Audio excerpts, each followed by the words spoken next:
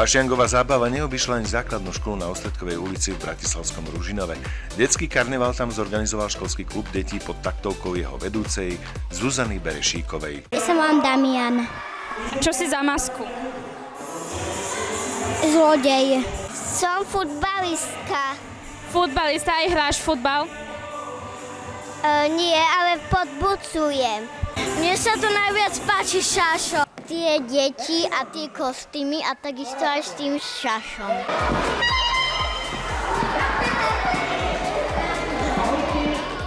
V novúčičkej budove školy privítal na karnavale najmä prváčikov známy Šašo Maroš.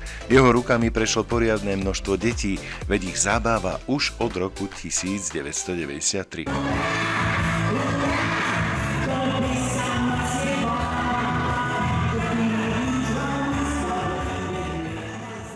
Musíte udržať tie deti v napätí, musia tí deti veriť, že to myslíte úprimne. Ja, že sa s nimi chcem zabaviť a vy, že ich chcete niečo naučiť. Maroš hrá na gitare, skladá a spieva deťom pesničky, vymýšľa básničky, hudobné hádanky, kvízy a veselé súťaže, pri ktorých deti preukážu svoju šikovnosť a chuť zabávať sa. Na Ostredkovej mu samozrejme pomáhali aj vychovávateľia. Deti si to užívajú, aj my si to užívame. Fajn, pohode. Už sme boli 3-krát na tejto škole a páči sa nám vždy viacej a viacej. Toto bol najmohutnejší z tých 4 karnevalov, treba povedať, ale deti boli veľmi dobré. Tento karneval nebol jedinou aktivitou, ktorú školský klub na Bratislavskej Ostredkovej 14 v rámci svojej činnosti zorganizoval. Častokrát sú to aj výlety, návštevy výstav a filmových predstavení. Chodíme radi do družiny, lebo sa tam hráme. Pani vychovateľka nám vždycky robí všelijaké oblazy, hráme sa tam, všeličo robíme. Organizujeme v našej eškáde aj napríklad zdravé popoludnie, výstavu svetlonosov, mikulášske divadielko. Nie je to tak dávno, čo bol na škole vďaka eškáde charitatívny mikulášsky jarmok, keď takto na Ostredkovej podporili znevýhodnené aj onkologicky choré deti.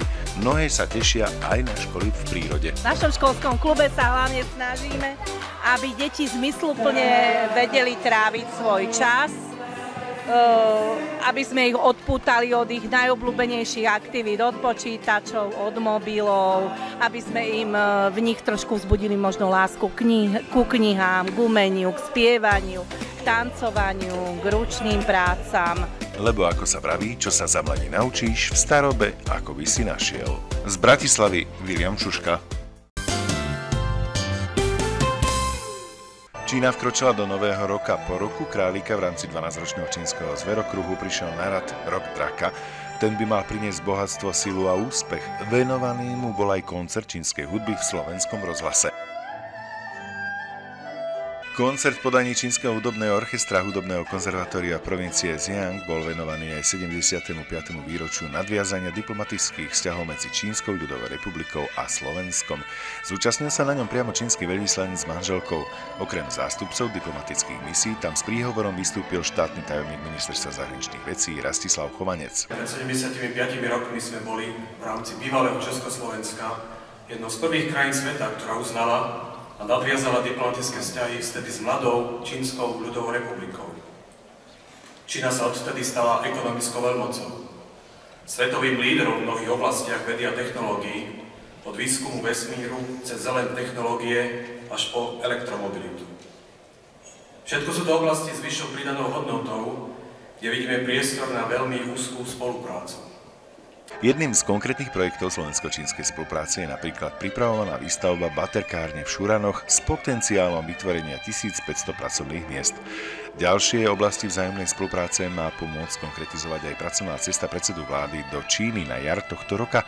V našich vzájomných vzťahoch sa chceme zamerať na zvýšenie obchodnej spolupráce medzi Slovenskom a Čínou, posilnenie možnosti podnikania a investovania na oboch stranách, pokračovanie politického dialógu a otváranie globálnych tém, ako sú napríklad klimatické zmeny.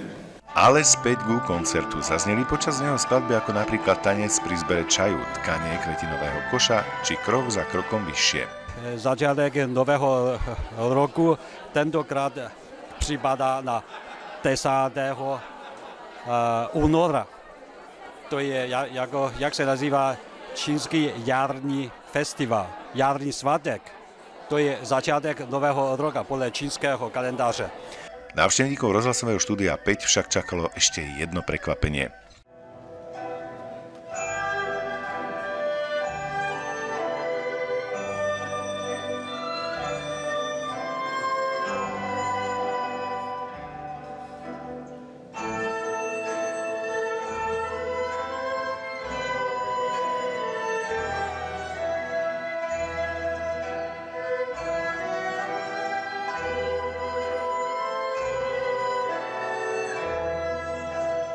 Slovensko-čínske vzťahy po 3 rokoch stagnácie teda opäť naberajú na obrátkach a veľvyslanec sľubuje, že Slovákov čaká počas roka ešte veľa podobných kultúrnych podujatí. Chtěl bych prostřednictvím vašem televize, abych slovenským přátelům želat hodně štěstí v roce Dráka, který symbolizuje štěstí, úspěchu a dynamiky. Z Bratislavy Jan Šuška. Slovenský závod Jaguar Land Rover Slovakia indickej firmy Tata Motors to je jeden z konkrétnych prípadov indicko-slovenskej spolupráce, ktorá má údajne pred sebou veľkú budúcnosť. O tých ďalších hovoril minister zahraničných vecí Juraj Blanár počas svojej pracovnej cesty v Indii. O spolupráci najmä v kultúre sa hovorilo aj u nás doma, pri typických jedlách indickej kuchyne. Thank you. It is not only about the hospitality, it is about your smile, about your soul, everything. Toto neformálne stretnutie bolo na pôde indického veľvyslanectva v Bratislave. Zorganizovalo ho veľvyslankyňa Indie a boli na ňom novinári, ktorí sa venujú cestovnému ruchu. Zastúpenie tam mal Slovenský syndikát novinárov i Fidget Slovakia, ako združenie novinárov pre turizmus a všetko s ním spojené. Každé stretnutie prináša nové pohľady, nové možnosti, nové kontakty. Dvakrát som bol v Indii a tak samozrejme aj naši diplomati tam veľmi pomáhajú pri vzájomnej komunikácii. A ja som veľmi rád, že dnes prijalo toľko významných novinárov pozvanie pani veľvyslankyne a že som tomu mohol pomôcť. A pevne verím, že vlastne tým pádom sa aj slovenská spoločnosť vie viac o Indii. Na stole v ten večer nechýbali pikantné špeciality z kuraťa a fazule, chlebové placky, knedličky v omáčke, rýža, zemiaky či cvikla s jogurtom. Chutný dezert bol obzvláštený lotosom, podávalo sa tam červené a biele. Základná vec je, aby sme vedeli o sebe čo najviac. Preto sa stretávame s rôznymi zástupcami krajín. Teraz sme na indickom veľvyslanectve, kde sme sa porozprávali trošku o tom, ako oni zažívajú Slovensko a aký máme my vzťah k Indii. A pokiaľ bude tá spolupráca na veľmi dobrej úrovni, tak určite sa môžeme viac dozvedieť o týchto krajinách. Stretnutie pri dobrom jedle však prinieslo aj konkrétne ovocie. Indická strana má slovami pani veľvyslankyne záujem okrem iného o workshopy, výmenu folklórnych súborov. Vedela by si však predstaviť aj indických filmárov z Bollywoodu na Slovensku. V oblasti digitalizácie vsádza na mladé talenty, startupy a skúsenosti z obrovského, nielen indického trhu.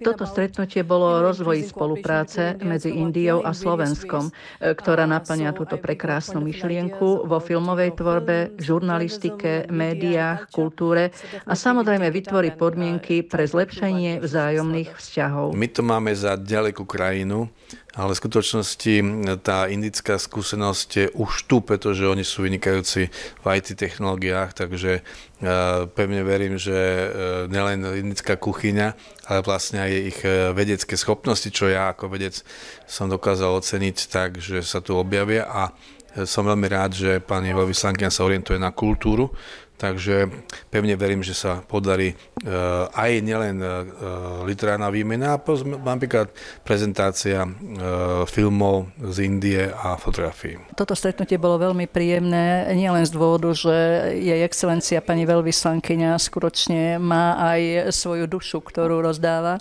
ale bolo to veľmi zaujímavé aj z hľadiska možnosti vzájomného stretnutia a vzájomnej spolupráce a dokonca aj priamo s Fidgetom Slovakia, takže z tohto hľadiska som veľmi rada tomuto krásnemu večeru. Z Bratislavy Viliam Šuška.